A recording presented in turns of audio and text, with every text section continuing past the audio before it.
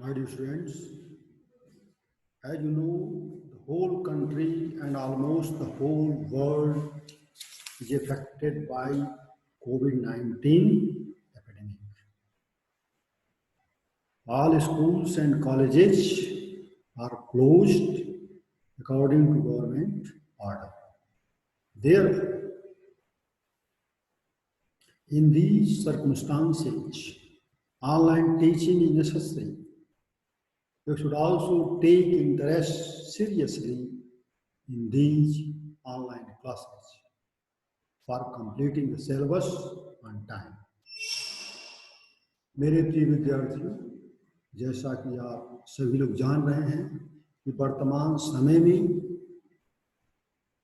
पूरा राष्ट्र और करीब करीब पूरा संसार कोरोना वायरस की वजह से कोविड-19 नामक महामारी से पीड़ित है और ऐसी दशा में स्कूल की तरफ से ऑनलाइन टीचिंग कराई जा रही है, क्योंकि सरकार ने अपने आदेश से सभी भीड़ भाड़ वाले स्थानों को जैसे स्कूल, मॉल आदि को सोशल डिस्टेंस कायम रखने के लिए बंद कर दिया। तो इसलिए स्कूल वालों को ऑनलाइन टीचिंग करानी मजबूरी हो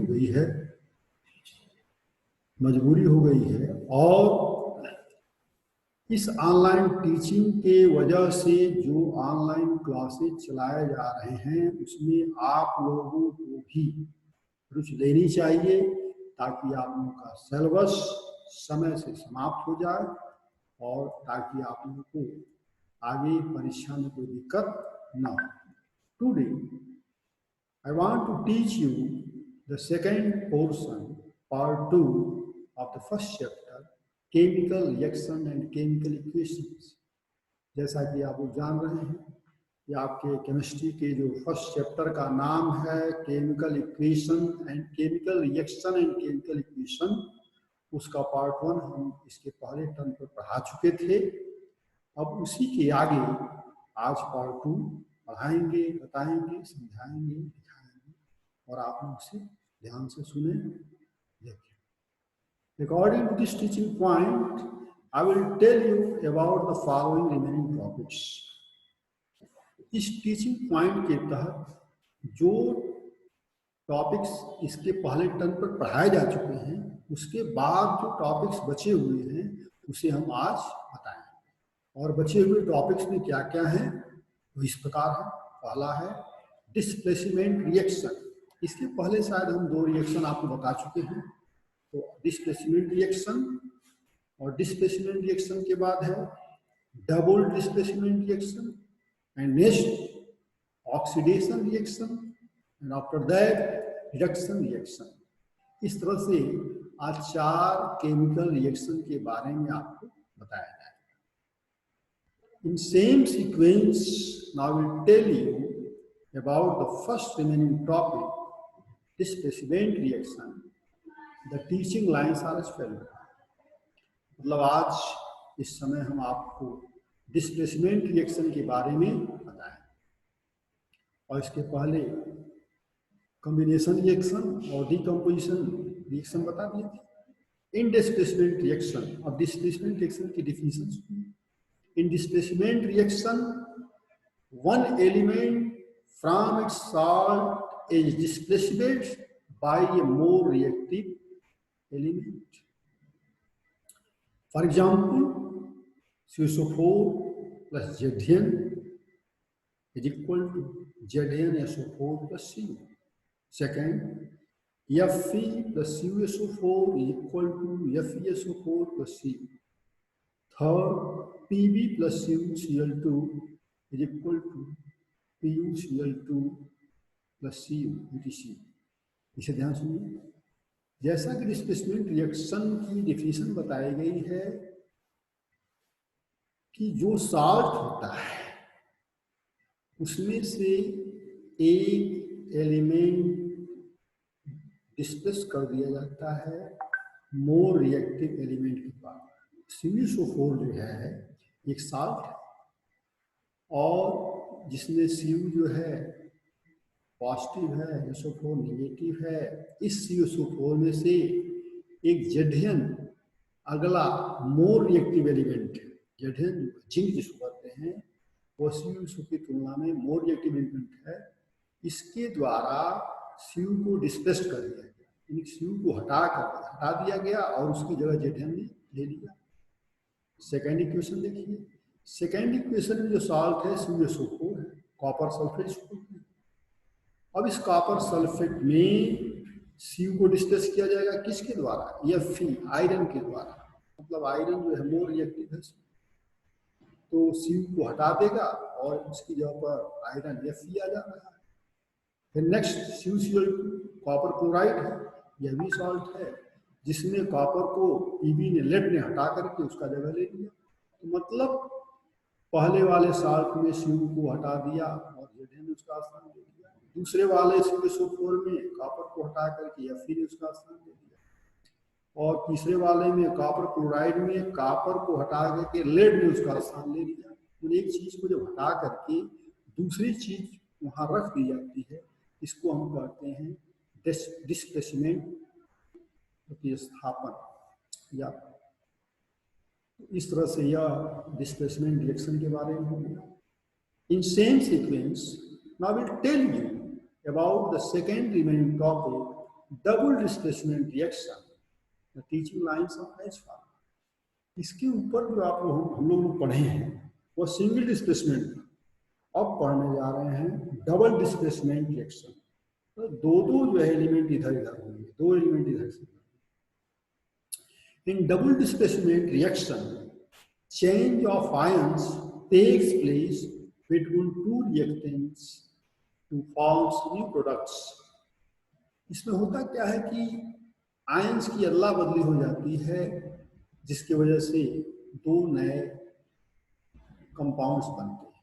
जैसे Na2SO4 प्लस BaCl, मतलब सोडियम सल्फेट और बेरियम क्लोराइड, दो यह जो है कंपाउंड है जिसको हम साल्ट कहते हैं। इसमें जो है NO2 की जगह पर Ba आ गया और बेरियम की जगह पर Na2 आ गया।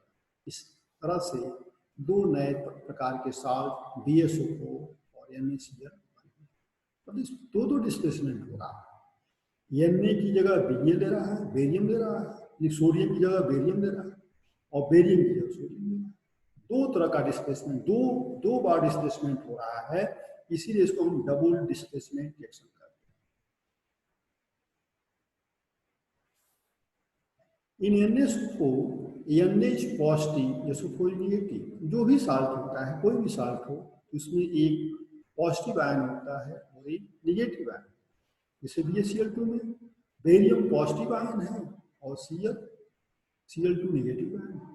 और जब डबल डिस्प्लेसमेंट होगा तो एक साल्ट का पॉजिटिव आयन दूसरे साल्ट के नेगेटिव आयन से जाकर अटैच हो जाएगा और दूसरे साल्ट का पॉजिटिव आयन पहले साल्ट के नेगेटिव आयन से जाकर के अटैच हो जाएगा।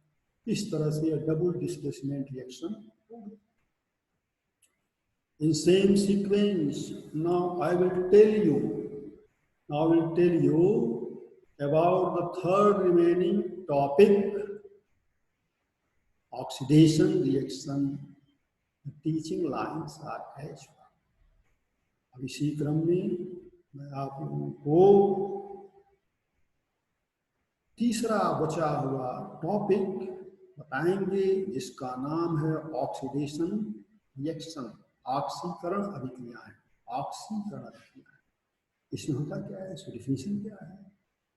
The reaction in which gain of oxygen takes place are called oxidation। जिस रासायनिक अभिक्रिया में ऑक्सीजन की बढ़ोतरी होती है, ऑक्सीजन का लाभ होता है, उसे हम ऑक्सीडेशन रिएक्शन कहते हैं। ऑक्सीजन की बढ़ोतरी, फॉर एग्जाम्पल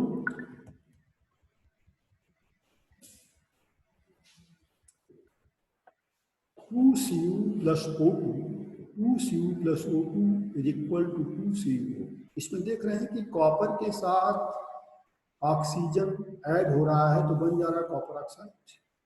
दूसरे वाले में 2H2 + O2 = 2H2O, मतलब हाइड्रोजन के साथ ऑक्सीजन ऐड हो रहा है, मतलब हाइड्रोजन को ऑक्सीजन का लाभ मिल रहा है, कॉपर को ऑक्सीजन का लाभ मिल रहा है। जब किसी भी एलिमेंट को कॉपर ऑक्सीजन का लाभ मिलता है, यानी कि उसके साथ ऑक्सीजन अटैच हो जाता है रासायनिक क्रिया के फलस्वरूप, इस तरह की रासायनिक क्रिया को ऑक्सीकरण अभिक्रिया यानी कि ऑक्सीडेशन रिएक्शन कहते हैं। इन दोनों रासायनिक अभिक्रियाओं में कॉपर के साथ ऑक्सीजन और हाइड्रोजन के साथ ऑक्सीजन ऐड हो रहा है। इस तरह से यह दोनों जो केमिकल रिएक्शन है ऑक्सीडेशन रिएक्शन है। That's all for today, and the remaining portion of the chapter will be taught on the next time. आज इस चैप्टर के बारे में इतना ही, और इसकी बची हुई बातें जो हैं अगले चैप्टर बताई जाएंगी। My dear students, you should also write the written matters in red color in your homework. मेरे प्रिय विद्यार्थी, आप लोगों को चाहिए कि जो टीचिंग मटेरियल की रेड लाइन्स हैं वे आप लोग अपनी नोटबुक में नोट कर लें, ताकि आपकी स्पेलिंग करेक्ट हो जाए, स्पेलिंग में जो है सुधार हो जाए। और इसके लिए आपको अपने स्मार्टफोन या लैपटॉप का उपयोग करना पड़ेगा। After that you should also try to solve the MCQ and worksheet provided by your school app. Your solution should be online method with the help of your school app. जब आप red colour की teaching material अपने notebook में note करेंगे तो आपका दिमाग concentrate होगा, और जब दिमाग कंसंट्रेट हो जाएगा जो स्कूल ऐप के द्वारा MCQ दिया जा रहा है, वर्कशीट दी जा रही है, उसे आप सॉल्व करने का पूरा प्रयास करें। और इस सोल्यूशन के लिए आपको स्कूल ऐप पर जाना पड़ेगा और ये सोल्यूशन ऑनलाइन मेथड से करना होगा, ताकि इसको ऑनलाइन मेथड से चेक कर लिया जाए। You should also solve these questions in your homework notebook for revision purpose. जब आप ऑनलाइन सॉल्व कर लें तो आपको चाहिए ये क्वेश्चंस यानी कि MCQ और वर्कशीट दोनों अपने नोटबुक में भी कर लें, ताकि आपको आगे रिवीजन में सुविधा हो। My students, stay at home, be safe from coronavirus, and study with care. Very much thanks to you.